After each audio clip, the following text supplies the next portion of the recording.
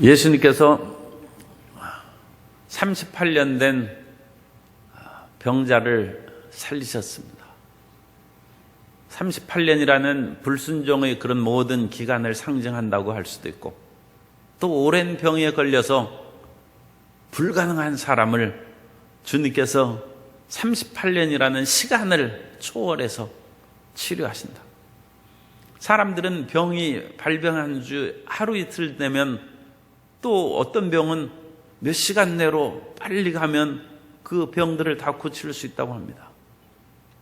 그런데 38년 되면 이건 너무 오랜 시간이 지나서 그 병이 굳어진 것이죠. 그러나 예수님께서는 불가능한 것을 가능하게 하시고, 또 오랫동안 그와 같이 이 38년 된 베데스다의 병자는 믿음도 없어요. 그런데도 주님께서 그 연약한 사람을 건지시고 치료하시고, 그런데 하필 그날이 안식일이에요. 그래서 왜 안식일 날 사람을 고치시냐? 그러자 예수님께서 말씀하십니다. 아버지께서 일하시니 나도 일한다. 그러자 이제는 예수님을 참남하다, 이 신성모독이죠. 하나님, 사람이 어찌 하나님과 함께 하나라고 그와 같이 생각할 수 있겠습니까? 그래서 18절에 보면 하나님을 자기의 친아버지라 하여 자기를 하나님과 동등으로 삼으심이로라. 그런데 19절부터 30절까지는 예수님이 하나님의 동등됨을 지금 이제 해명하시는 그런 말씀입니다. 그래서 예수님께서는 하나님과 동등된 것이다. 그런데 사람이 하나님과 어찌 동등되게 행할 수 있는가? 그것은 예수님께서 내 스스로 하는 것이 아니라 하나님 아버지께서 원하시는 100% 그대로 행하신다는 것입니다. 그래서 핵심의 말씀이 19절하고 30절에 있습니다. 19절하고 30절의 말씀을 보면 금방 눈에 뜨진 않는데, 그래도 눈에 이렇게 좀 살펴보면 일치되는 것이 있어요. 그것은 내가 아무것도 스스로 할 수 없노라. 그것이 같이 되어 있습니다. 19절에도 보면 아들이 아버지께서 하신 일을 보지 않고는 아무것도 스스로 할 수 없나니 아버지께서 행하시는 그것을 아들도 그와 같이 행하느니라. 그 스스로 할 수 없다. 30절도 내가 아무것도 스스로 할 수 없노라. 예수님은 하나님에 대한 절대 순종입니다. 그리고 하나님과의 뜻이 100% 일치하는 것입니다. 육신을 가진 사람이 어찌 하나님과 100% 일치하겠습니까? 그래서 그것을 위해서 주님께서는 겟세마네 기도를 올리시고 내 원대로 마옵시고 아버지 원대로 되기를 원하나이다 해서 하나님의 뜻과 100%의 그 맞춘 것을 우리에게 드러내 줍니다. 사람들이 하나님께 기도하면서 주님, 왜 내 기도를 들어주시지 않습니까? 그렇게 얘기하는데 그건 사실 올바르지 않습니다. 어찌 내 뜻을 하나님 앞에 주장하겠습니까? 왕 앞에, 황제 앞에서 자기 뜻을 주장하면 그건 죽는 것입니다. 황제의 뜻을 살피고 그 뜻대로 행해야지, 왕이시여 내 뜻대로 해 주옵소서, 그게 말이 됩니까? 황제의 뜻을 거스리면 영린이라고 그러죠. 그것을 거슬리는 그런 말을 하면 그건 죽고 마는 것입니다. 황제인 하나님 앞에 우리 뜻을 아랜다는 것이 참 송구스러운 것이죠. 그 말을 한다는 자체가 그건 위험한 것입니다. 그런데 우리가 하나님 앞에 담대히 아뢰할 수 있는 것은 내 뜻인데 그것은 내 뜻이 아니라는 것입니다. 아버지의 뜻이라는 것입니다. 그것이 기도의 담대함입니다. 그리고 그것이 기도의 응답입니다.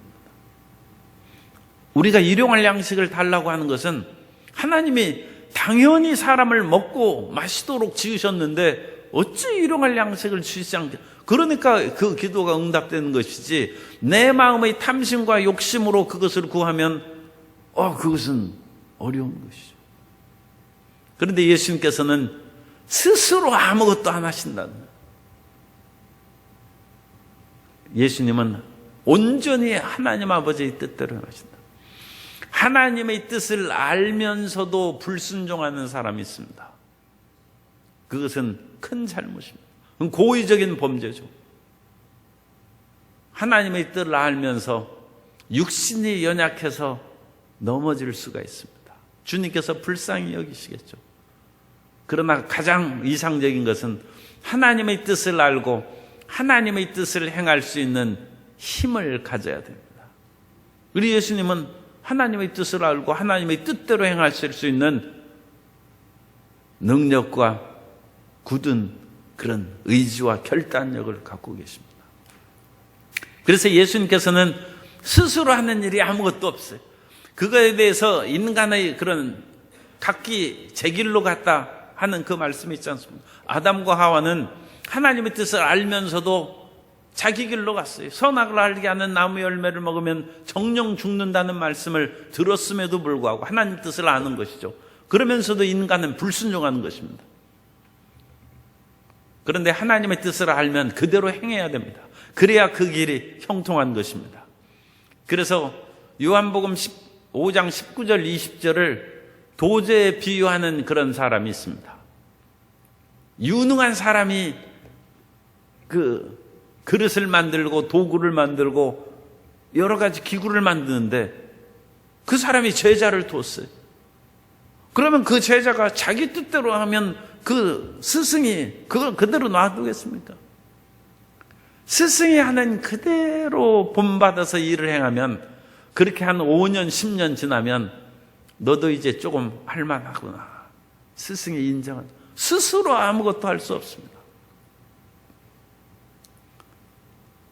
판소리 그런 그 제자가 제가 대본 적이 없습니다만 그런 그 영화나 드라마에 보면 판소리 전수자가 쓸만한 제자를 이제 받아들이면 자기가 하는 그대로 본받게 하는 거예요. 소리 높낮이, 길이, 어느 때는 온 힘을 다하여서 부르짖고 또 어느 때는 자그마한 소리로 하고 똑같이 해요. 그래서 스승과 똑같이 하면 그걸 한 10년 걸립니다. 그러면 그 명창이 조금 쓸만하구나. 나는 스스로 아무것도 할 수 없다. 하나님의 뜻에 맞추는 것이 기도의 첫째 그런 우리의 목표가 돼야 되고 우리의 관점이 돼야 됩니다. 내 뜻대로 아무리 부르짖어도 10년을 부르짖어도 아니 도제가 그 배우는 소리꾼이 스승이 하는 똑같이 하지 않으면 그것은 내쳐지고 버려지는 것이죠. 그리고 소리 하지도 못하죠. 똑같이 해요. 똑같이. 스스로 하지 말고 하나님의 뜻에 맞추기를 시작해서 하나님과 합일이 되면 그때는 하나님께서 권세를 주시는데 예수님과 하나님이 하나가 되심으로 말미암아 그다음부터는 하나님이 사람을 살리심과 같이 아들도 사람을 살리고 하나님께서 사람을 심판하신 같이 아들도 사람을 심판하신다. 그 내용이 오늘 읽은 전체 내용입니다.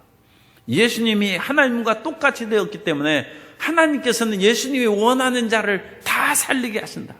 생명의 수여자인 예수님입니다. 그러므로 우리는 우리 맘대로 사람을 살리려고 하는데 우리 맘대로 살렸다가는 안 되죠. 황제가 살리기를 원하는 사람을 그 친의 대장이 살려줘야지 황제가 원하지 않는데 살려주면 그 사람이 살아남겠습니까? 내가 원하는 것은 황제가 원하는 것하고 똑같아요. 그래야 그 사람이 신복이고 부하거든요. 우리가 행하는 사람의 황제는 연약함이 많고 잘못된 것도 많죠. 그러나 전지전능하고 무소부세하시고 유일한 선이십니다. 절대 선입니다. 그래서 예수님께서 어느 날 청년 관원이 찾아와서 선한 선생님이여 그렇게 부를 때 어찌 나를 선하다 하느냐. 선한 분 하나님 한 분이. 우리는 선하다고 생각하지만 우리는 상대적인 선입니다. 우리는 우리가 사랑하는 사람을 선하게 대합니다. 그러나 하나님은 절대 선으로 사람의 외모에 보지 아니하고 그 중심을 보아서 선을 행하신 그 하나님의 절대 선대로 따르는 것이 우리가 하나님을 믿는 것이고 순종하는 것이고 그 하나님을 절대 순종하면 주님께서 생명을 살리고 심판을 할 수 있는 그런 모든 사람을 심판하는 권세를 아들에게 다 주셨다. 그것은 예수님이 하나님과 동등하시기 때문입니다.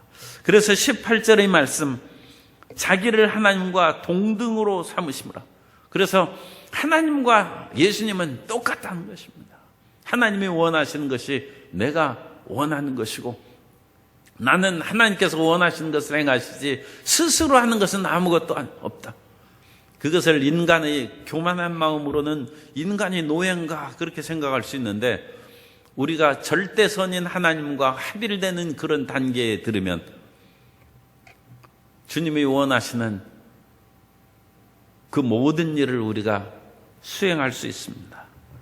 그래서 20절에 보면 하나님께서 우리에게 어떻게 그와 같이 모든 것을 다 알게 하시고 행하게 하시느냐.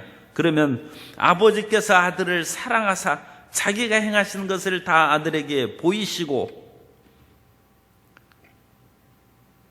명창이 그 제자를 사랑하면 자기에 있는 것을 다 보여주고 자기의 비급을 다 알려줍니다. 고려 청자의 비급이 사라졌다는 것은 그 도제에서 이 제자가 마음에 안 들어. 그래서 그 비밀을 전수해 줄 수 없어요. 그래서 고려 청자의 비급이 끊어지는 거예요. 절대 순종하고 그 일을 따를 만한 사람이 없어요. 그러나 예수님께서 하나님께 순종하고 주님의 길을 따름으로 아버지께서 아들을 사랑하사 자기가 행하는 것을 다 보인다는 거죠. 정말로 사랑하는 그런 웃사람은 자기 제자에게 자기 아랫사람에게 자기의 모든 것을 다 보이는 것입니다. 하나님과의 절대 합의입니다. 우리가 하나님의 사랑이 중요한 것이지 이 세상에서 어떤 능력을 행하거나 기도응답의 열매 그것이 먼저가 아닙니다. 내가 하나님과 사랑으로 합의를 되는가? 과연 진정으로 하나님께서 모든 것을 다 보이실 만큼 사랑받는 자인가? 그것이 첫째의 그 기도응답의 길입니다. 그래서 아들을 사랑하사 다 보인다는 것입니다.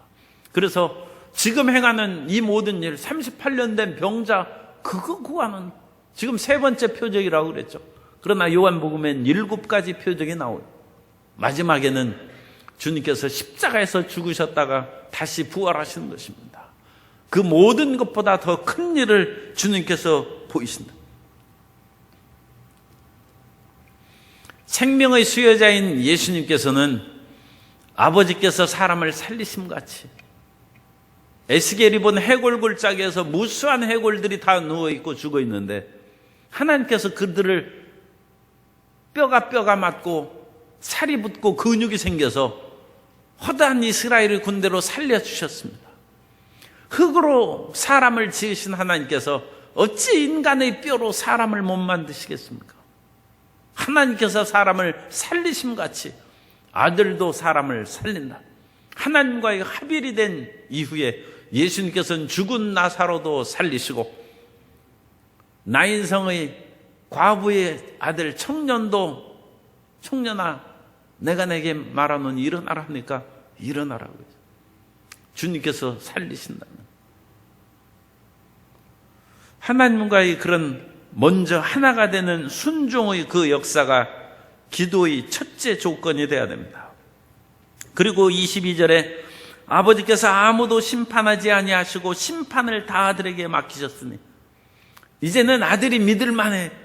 그래가지고 그 회장인 아버지가 아들한테 다 맡겨. 그런데 이 아들을 믿을 수가 없어요. 아들이 자기하고 생각이 틀려. 그러면 아들을 감독해야죠. 어느 정도 재량권을 주지만, 상무나 전무의 자리를 주지만 회장 자리는 못 줘요. 아직 완전히 못 믿어요.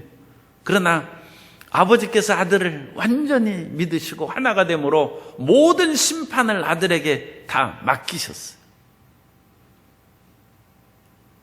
그럼 아들은 하나님의 뜻에 어긋나는 것이 없어요. 인간 사회에서는 그런 일이 참 실행되기 어렵죠. 그리고 그런 사람이 있다는 것은 정말 충신이고 정말 참 제자가 되는 것이죠. 참 아들이 되는 것이죠. 아버지가 더 이상 바랄 것이 없어요. 모든 것을 행하는 것이 자기 마음에 맞아요.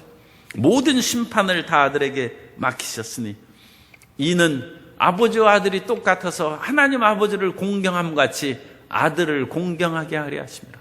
그러므로 아버지와 아들은 하나인 것이고 하나님과 예수 그리스도는 하나인 것이고 성부와 성자는 한 분이신 것입니다.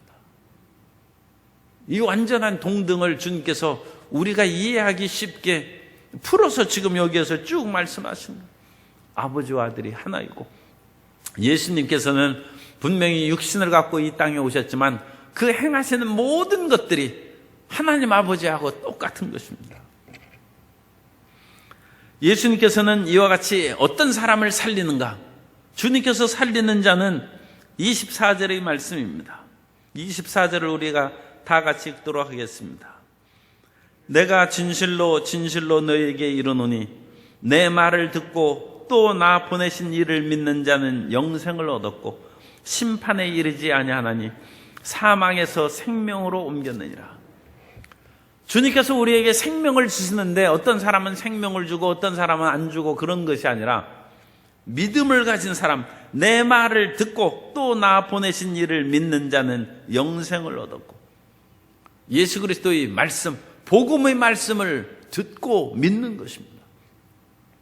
복음의 말씀을 듣고, 그러니까 우리가 믿음은 들음에서 나고 들음은 그리스도의 말씀으로 말미암은 것입니다.